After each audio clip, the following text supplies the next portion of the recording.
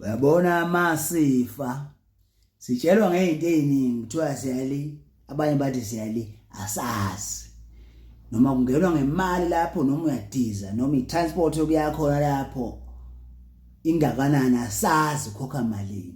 Ingakho baba mina wangifundisa nje into eyodwa namanje ngiphila ngayo le nto le. Ngiphila ngayo futhi ngiyoze ngife ngiphila ngayo le nto leyo. Iwumgomo insika yempilo yami. Wangitshela mina ubaba wathi noma imali ungayispenda kangakanani wenze zonke izinto ongayo.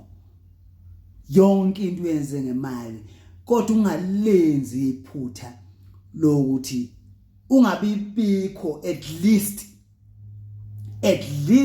u200,000 ohlezi nje ungachomi nangawo ohlezi nje ofihlileyo. Ubaba wangitshela lokho namanje ngiphila ngalokho nje lokho kungigayidileyo namanje.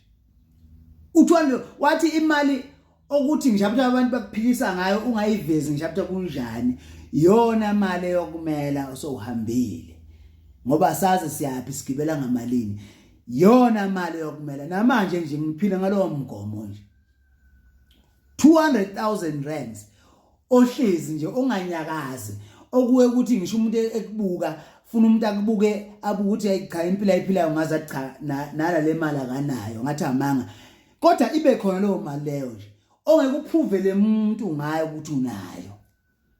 Ngisho ungabona lo hamba ngenyawo kodwa uyazi ukuthi ikusasa noma ingalena usulisebenzele. Ilono nje ngiphila ngayo namanje.